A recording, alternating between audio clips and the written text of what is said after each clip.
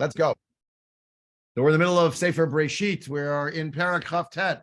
We are talking about the relationship between Rachel and Leah. And on Pasuk Lamed Aleph, we learned Vayar Hashem ki snua Leah vayiftach et rachma v'Rachel akara, verse 31, chapter 29, verse 31. We learned already previously that, of course, as we know from the Pshat, Yaakov marries the wrong woman. And instead of saying it's what's called a mekach ta'ut, it's a mistake. Instead of saying it was a kiddushe ta'ut, and therefore it is mufka, therefore it is abrogated or somehow rescinded automatically. No, he accepts that he's going to be married to Leah, and he also still wants to work to marry Rachel. He does not work another 7 years for Rachel in advance of marrying Rachel. He marries Rachel 7 days after marrying Leah. In each case, Lavan gives over a shifcha to go with the respective women, the wives. We'll talk about them when we get to the birthing, which will be shortly. But the idea that he loved Rachel more than Leah should have a lot of obvious reasons, having to do with the courtship of Rachel and Yaakov, or Yaakov and Rachel. That was 7 years in the making. He was waiting for this his whole life. Right? And he felt that way. 7 years, and it passed like a few days. And then what happens? Boom! He gets married to the wrong woman. How exactly did it happen? Chazal have all sorts of ideas we talked about the codes and the simanim, right? The greatness of Rachel Imenu. She saw that her sister would be shamed when Yaakov would realize it, and therefore she gave her sister the codes.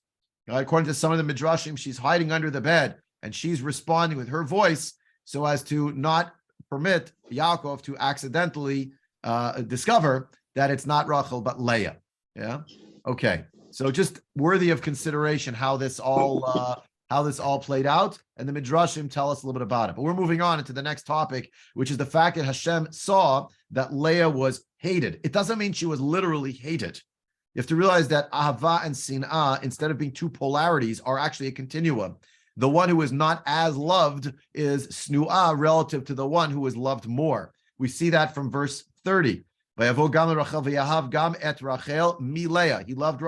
Rachel more than Leah, right? And then he worked for her for 7 more years, but he was already married to her.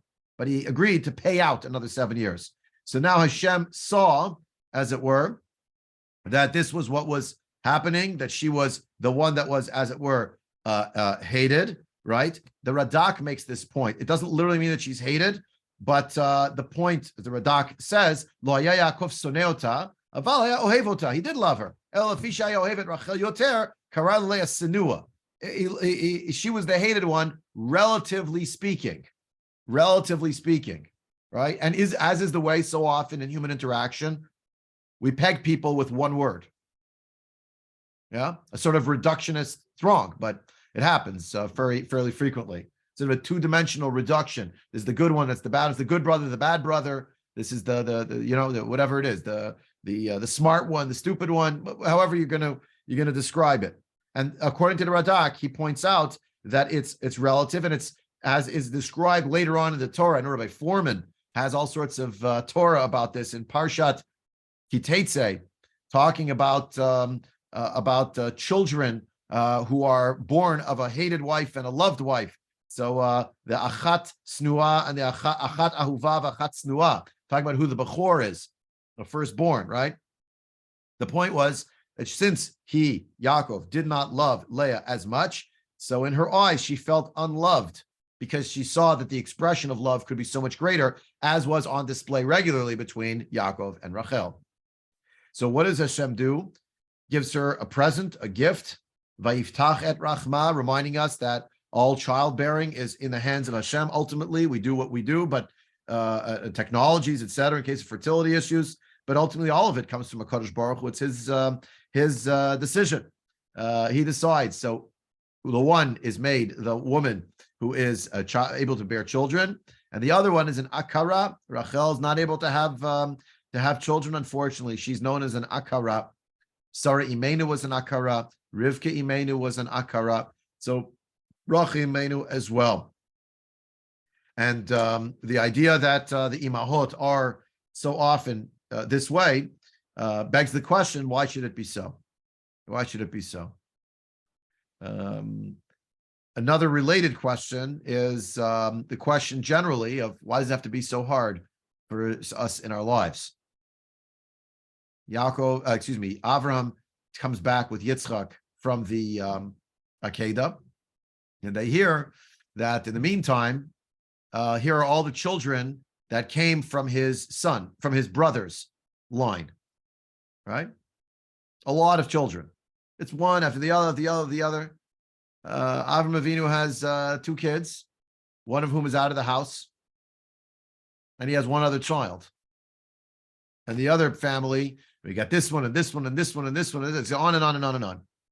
In our Haggadah Shel Pesach, Yaakov Esav gets Har Seir. He just gets it. And by the time you get to chapter 36, Parshat Vayishlach, names and names and names and names and names, all the chieftains, all the leadership, everything's happening. Chalak, smooth, easy. Yaakov, Uvanav, Yardu Mitzrayim. You have to go down to the straits to deal with challenge and problems. And here's another example of it: the akrut of the imahot. The question is better than the answer on a certain level. Chazal have one line in one place; they repeat several times.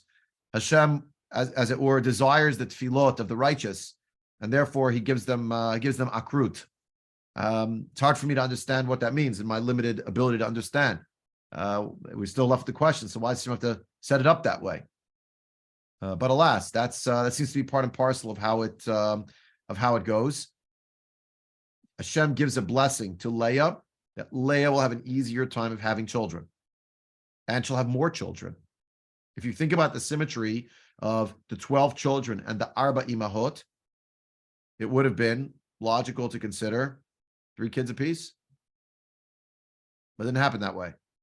Leah gets the lion's share. She ended up with 6 children. And then Bilhah, Zilpah, and also Rachel, 2 children each. So we'll have to understand that a little more as we go. I think Shelley already had her hand up. Good morning, and I'd love to hear your question or comment. Okay. Okay. The commentators say that Leah was also meant to be an Akara, but that this was a gift in a sense from God, that she would have this child then. When you go back to what you're saying about Abraham's brother having all these other children, isn't it possible, Nahor, isn't it possible that it's really that? Okay, there's a theory out there that why did God pick Abraham? Because we don't know. We know why God picked Noah, but we don't know Abraham. Is it possible because Abraham and Nahor married their Akara nieces? That this goes back even farther. No, it's an act of chesed. An act of chesed. It's an act of chesed. It's as much chesed as you could possibly do, especially in that time when the most important thing was to have children. And even when you say Lavan or something like that, there's some of the commentators have said that Lavan did not have any sons until Yaakov came and lived with him. He only had these basically 4 daughters. Chabad says that the 2 Shivchas are really Lavan's daughters too, and they're half sisters of Leah and Rachel. When people took a Pelegish in those times, it was often because they couldn't have a child with their primary wife, and so they're taking a second wife, and that would also help that theory that Nahor also married somebody that was not initially fertile. And that there's a lot of good stuff going on in this family, even in the part that God doesn't pick. Good. Okay, fine. Good. Agreed. I like everything you're saying. Wonderful. Chesed, and therefore they're looking out for those people. Yeah, for sure. Instead of always being, it's so easy for these other guys. It's so easy for Esav. It's so easy for the guys in Haran. Evil always wins out over bad. It's too simplistic, I think. Okay. Entitled to your opinion. Thank you. Karen, good morning. I don't hear you though. Unmute. Sorry. Okay. I think of our history as one of chosenness and specificity, if that's how you pronounce it. I didn't hear And you. to me, What? Specific. Specificity. There Yeah. you go. Yeah. So I look at these as Hashem choosing these particular children at these particular times. Of course, he's doing it all the time for everybody, but it's really more obvious at a time like this that these people are being picked now. And that's there's that hint of chosenness about all of it. Fair enough. And also unchosenness, isn't there? Yeah. So I'm going to open another approach that may sit poorly with some of you. The Ramban quotes this Radak, and he says, yeah, snua is because it's all relative. But the Ramban before that says, and he claims, by the way, this is not just his view, but he says, you know, you find this in other sources as well, that essentially Leah was hated because she colluded with her father to deceive Yaakov. It wasn't that she was relatively hated; she actually was hated. But HaKadosh Baruch Hu saw that the reason why she did what she did, it's true you could say, well, she wanted to honor her father. That would be one view, and she wanted to rebel against her father. Yeah, but what about all the other people? What about Leah's sister Rachel, who was waiting 7 years to marry this man? Now she's not going to get to. Oh, she'll get to later. Well, it's not going to be, shall we say, an exclusive. And Yitzchak and Rivka remained exclusive. And no one's going to bring on Rachel as a pilega. She's going to be a full wife.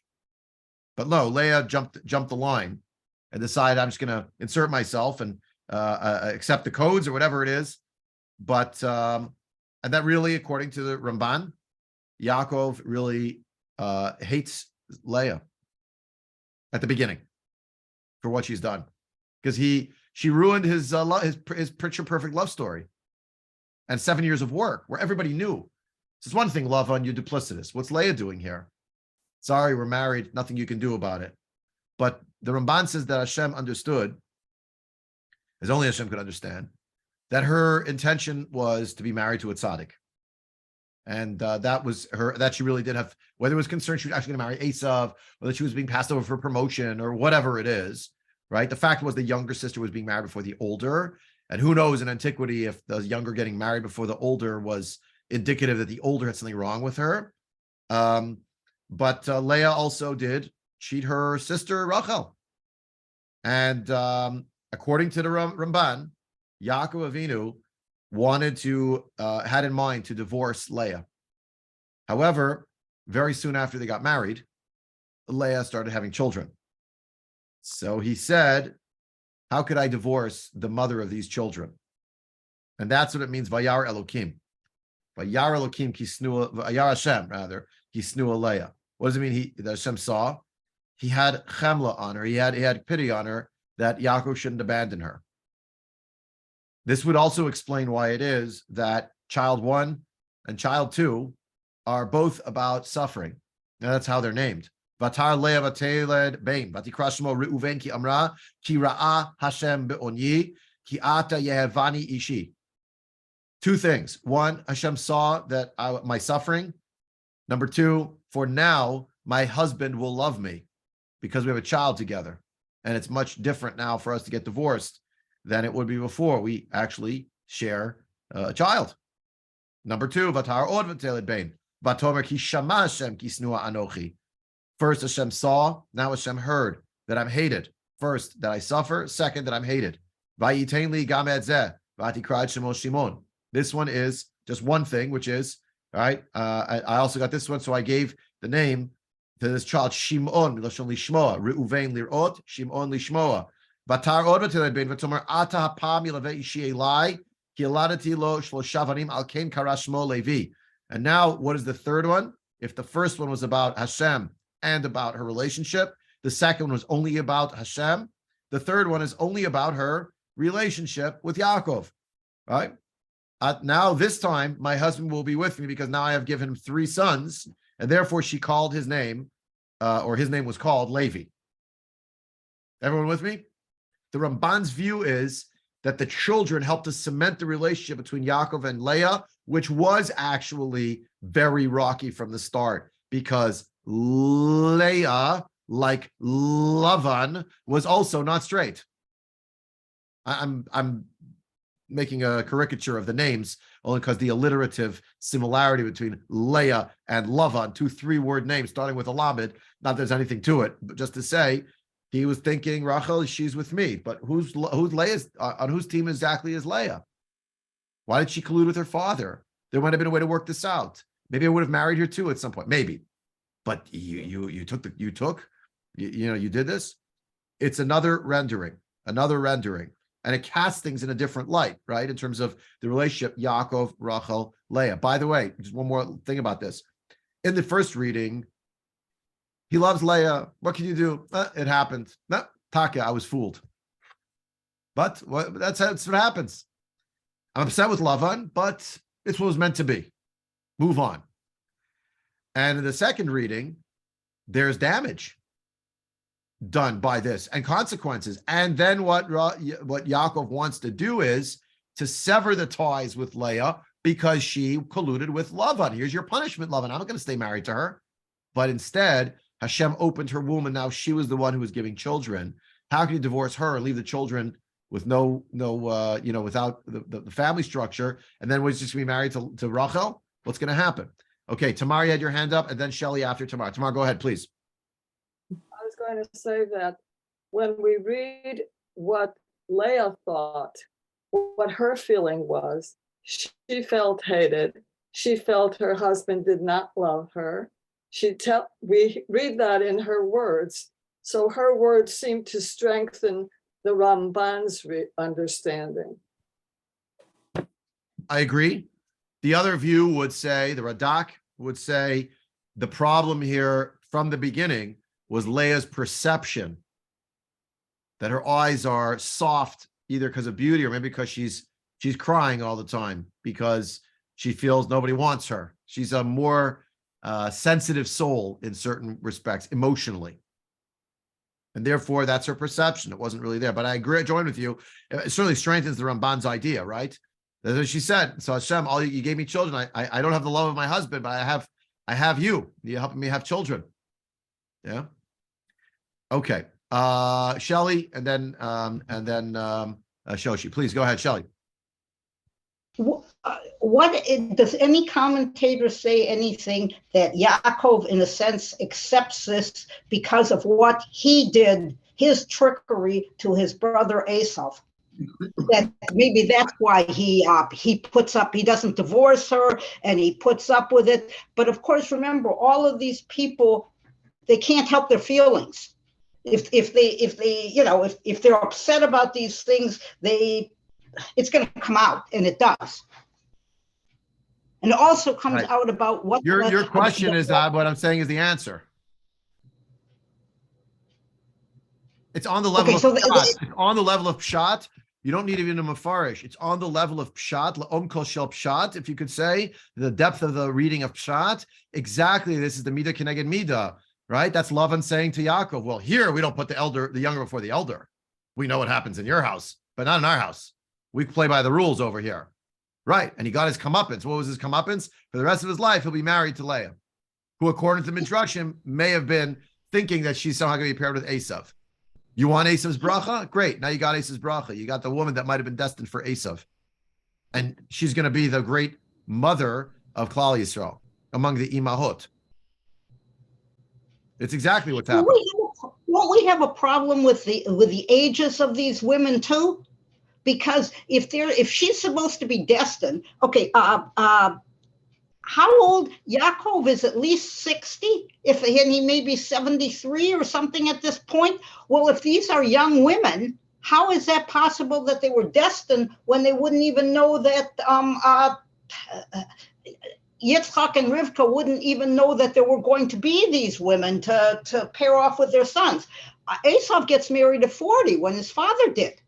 So I don't get the time kind of thing in this. It doesn't work.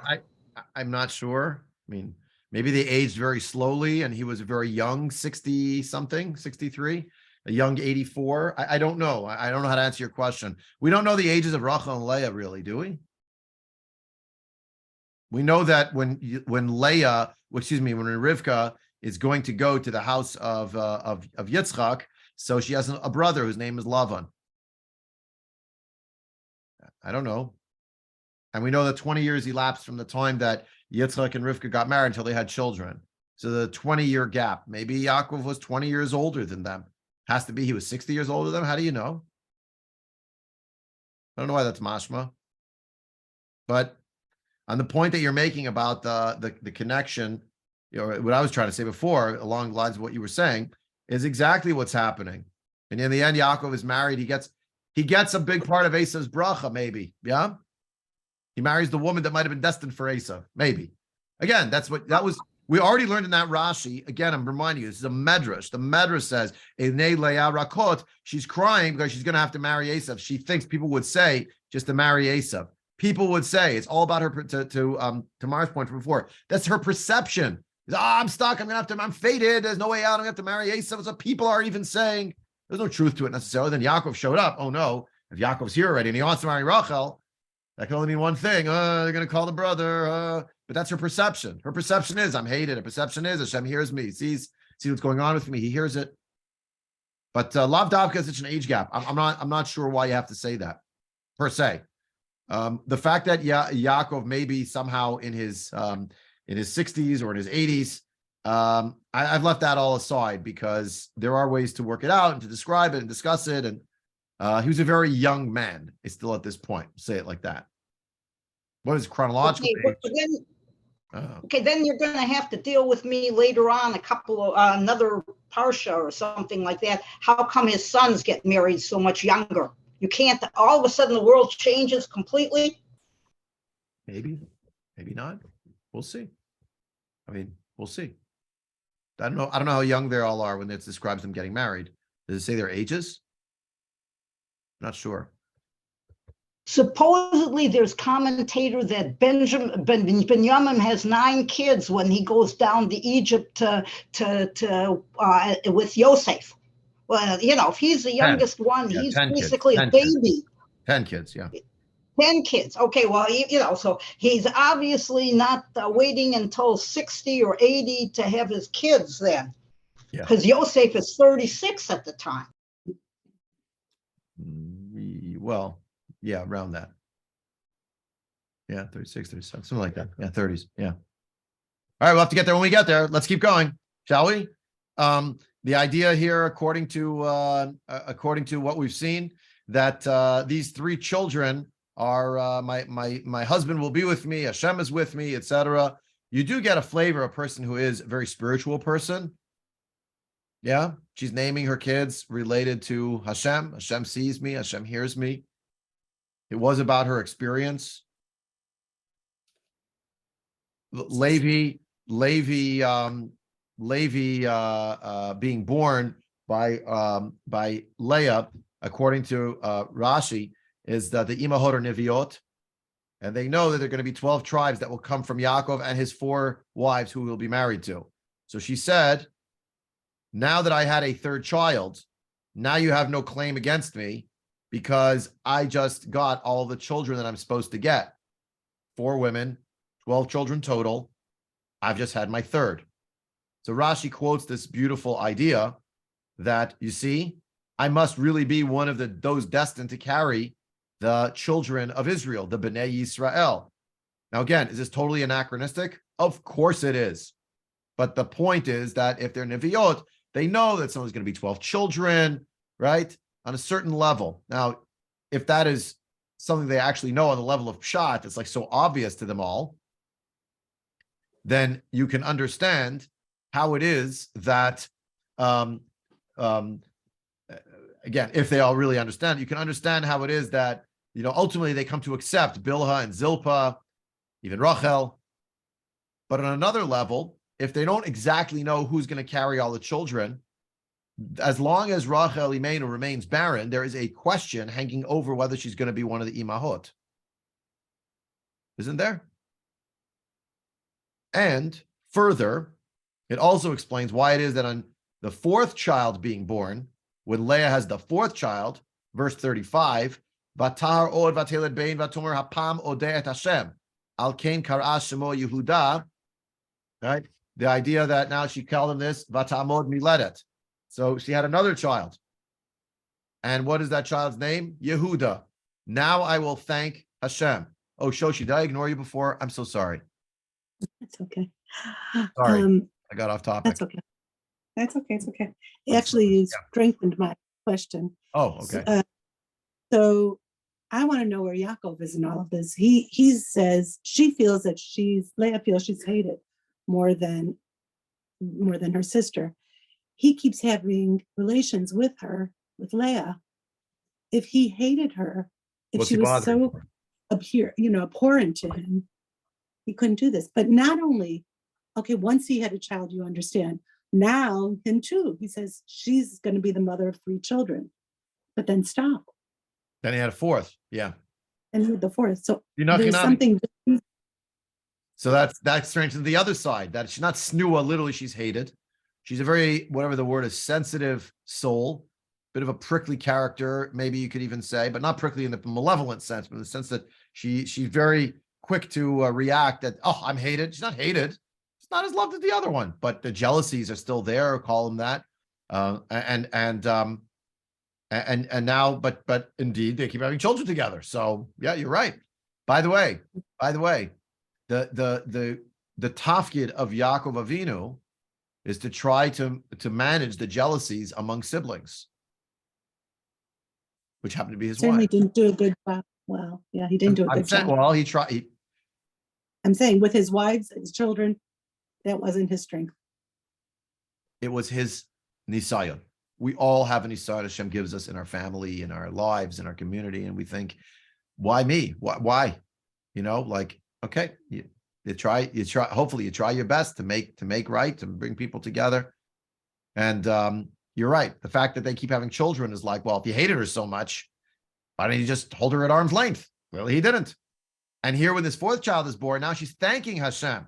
Right now, why is she thanking Hashem? Rashi, shinatalti yoter michelki. I got more than my portion. 4 women, 3 children apiece. But I just had a 4th child. I got more than my portion. Me'ata yesh li lehodot. Now I have to even give thanks. Gone is the suffering. Gone is the aggrieved nature of the relationship with Yaakov. Now I'm just thanking Hashem. Pure thanks. Ruvain, Pirot. Shimon, to hear. Both about Hashem. 3rd child, Apam Yeleve Ishi Eli. 4th child, thank you, Hashem. Meaning, my prayers were answered. Because now I got more than my chelik. Now I have 4 children. Now my husband clearly is with me, right? There's a beautiful idea also in the midrashim, right? That if you have 2 children, so one woman could carry 2 children. But when you have a 3rd child, then the husband has to carry the 3rd child. So Apam Yeleve Ishi Eli, we have to go places. It's a nice idea. Okay. Also, that Levi, notice Levi's name, by the way, Rashi tells us, was not named by Leah, not Vatikra al-Kain Kara or Vatikra Shemo, but rather al-Kain Kara Shemo in the masculine, right? So why is that? The Medrash describes in Dvarim that Hashem sent the Malach Gavriel, and he gave him this name. And he gave him 24 gifts of kahuna. And since he gave him these gifts that would accompany him, so livu, like a levaya, means an escortment. So the Levi is to be escorted. So the gifts will escort him. So he was called Levi. In other words, to show, again, early on, post utero, but just moments after, the name of this child is given by Hashem. Like Yitzchak, Yishmael, and Yitzchak before him. Like Yishmael and Yitzchak before him. Yishmael given to Hagar, the hated wife, or the Pilegesh, whatever she is over there, becomes the wife, and Yitzchak, the most beloved child. Yishmael, Yitzchak, both names given from Hashem to the people first, and then with Leah, same thing happens. And a certain way, Leah, I made this point previously, Leah is the, whatever the word is, she's partly the Hagar-like figure, but she's really not, right? The Sarah Hagar issue. And the tikkun is now everyone stays under the same roof, at least among the wives. He can't control whether the kids are going to sell one of the other kids away, Yaakov, but he can try to manage things. And here, the idea that she has all of these children and is not stricken with barrenness, and through this bracha relates to Hashem, relates to her husband, etc. Karen, you want to say something? Please go ahead. Helen, me too. Oh, Helen first. Oh, hi, Helen. I just have No. Go ahead. Go Okay, ahead. Karen first. I have a question. We know that Levi is from him come the priestly class. And I'm wondering, is there any hint in anything here with where he is in the birth rank and With how who? he got his With Levi? So with Levi, is there any hint at this point of what his destiny is? That's what going Rashi. Yes, that's what Rashi's saying. Rashi's quoting from the Medrash. Al Kain Kara Shemo Levi.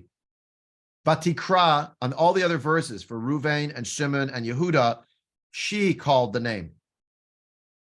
Mhm. But for this one, it's and therefore his name was called, or it could also be read as he called his name Levi.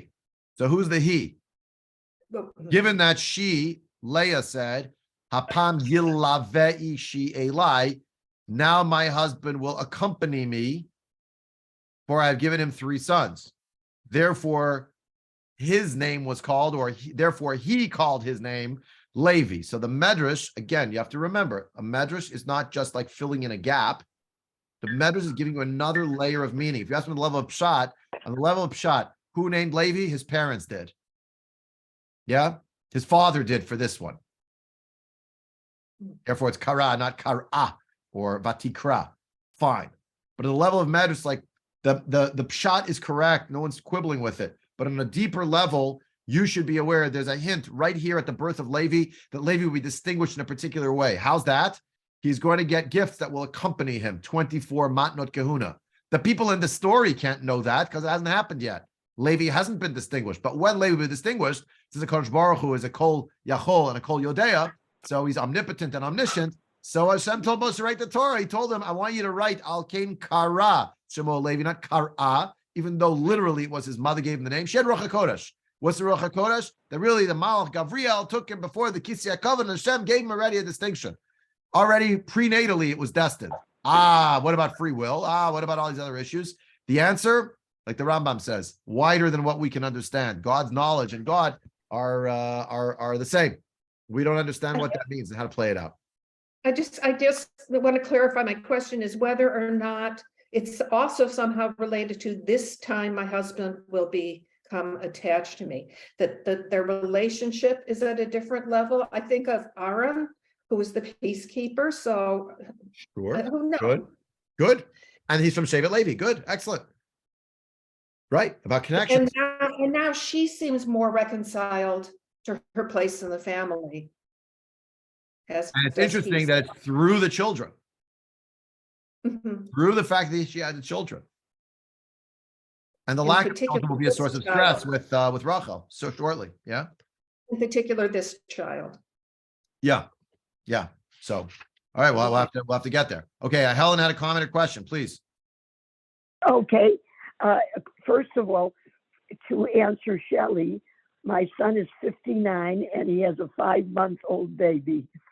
So about generational timing for having babies Depends. relates to her age question. Depends on the And person. I'm so happy. Right. And I'm so happy Karen preceded me because she's bringing out the point, Eben Moasu Habonim Hoyasola Rosh Pino. So even when we hear the word Sina, she is bringing in that this is not a lifetime curse on her. And another point is I always like when the word is originally presented. When Adam and Eve used the word Yodah, we know forever this means intimacy. Mhm. So where does the word snua start? Does it start with the brothers hating him in their heart?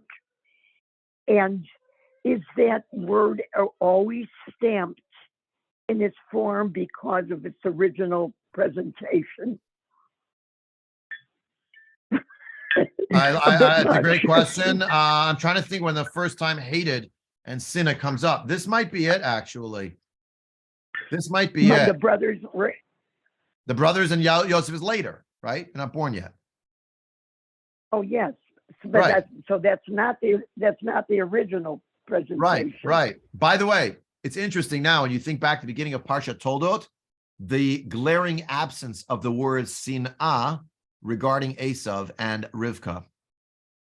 It just says Yitzchak loved Esav and Rivka loved Yaakov. It doesn't say anyone hated anyone else. But in Leah's mind, the being unchosen meant she was hated. I don't know that. Right? Does Esav ever say that he feels he's hated? I don't remember. He thinks his brother is duplicitous.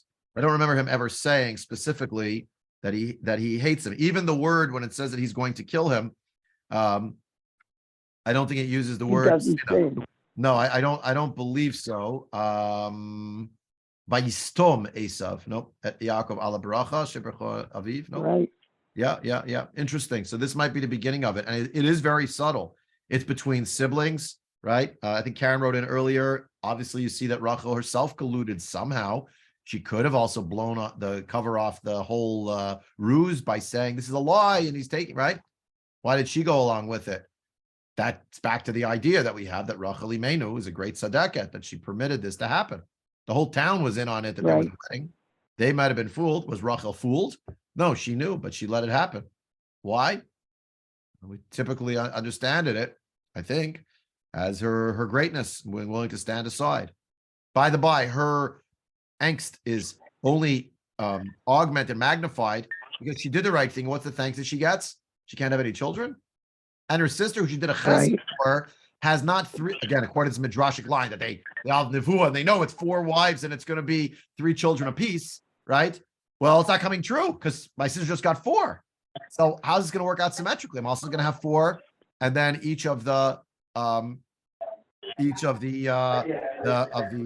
shvachot, right? How's it going to work out? 4 and 4 and 2 and 2. Okay, that would be okay. We're the main wives, right? But that's not what's going to happen. Zilpah's going to end up having children, right?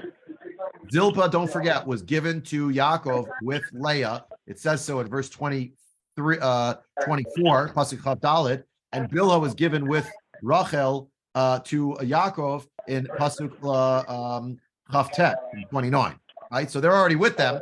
He's having any children yet, and that's coming up. That's coming up. Shelley, another question or comment? We're running out of time, so. Yes, where I don't understand how you can say that just because Lavan gave these maidservants to his daughters, that they were given to Yaakov as wives. At this point, there are only 2 wives, and if Leah is such a great tzaddik or whatever, when she's got 4 kids at this point, why is she going for the last 2? They should have been left over to Rachel. Or the fact that she doesn't know anything. She doesn't know at this point that Zilpah, that Rachel is going to give her maid to Yaakov, or that Yaakov is going to take the maid. I mean, you're putting the medrash away from the pashat, and I don't like it. Wait. What do you mean taking away from the pashat? Look at the next pasuk. Chapter 30, verse 1. It goes with it. We don't care about the numbers here, right? So, Vater Rachel ki lo yada Yaakov, Vatekane Rachel ba'achota. The word jealousy is right here. Vatomer el Yaakov havali banim vim ayin meta anochi. Those words that we know, the resonance of these words came from Rivka Imenu.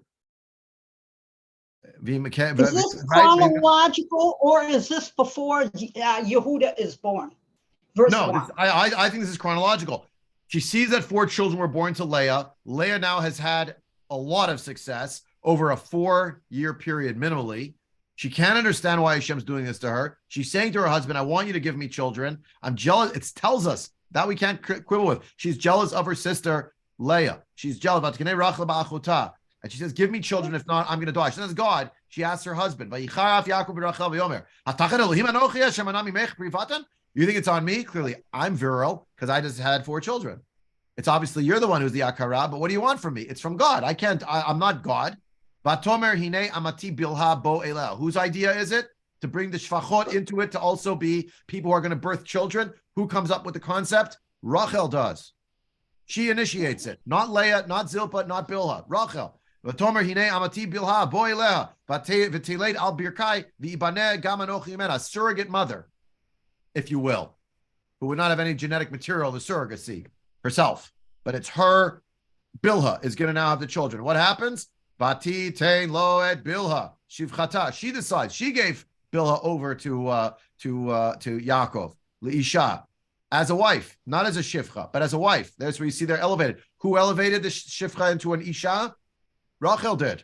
She appointed her. Vayavoy Yaakov. Vatar Bilhah vatil Yaakov bein. Vatomer Rachel. Rachel is going to name this child. That's the surrogacy is. I'm not going to actually birth the child. Genetic material, not mine, just yours, Yaakov, but I'll at least name the child. That will be my imprimatur that I will put upon the child. Danani Elokim, Begam Shema Bekoli, Vayitain Li Bain. Also very spiritual, also about Hashem. Hashem judged me and he heard my voice. Vayitain Li Bain. Vayitain Li Bain, it's not her child, it's Bilhah's child. She understood. That's what Hashem wants from me. I'm not meant to have the child biologically for reasons I don't know. I even asked my husband in anger, and he says, well, I'm not God. I don't know. So, okay, at least I have a child. Al-Kain Kar'a Shemo Dan. That's how we got the name Dan. Then there's a second child. And who's the second child? That's already the next one, right? That's Naphtali. Vatarod Vateled Bilhah Shivchat Rachel ben Sheni Yaakov. Tomer Rachel Naftulei Elokim Niftalti Mechoti Gam Yacholti Vayikra Shmo Naftali.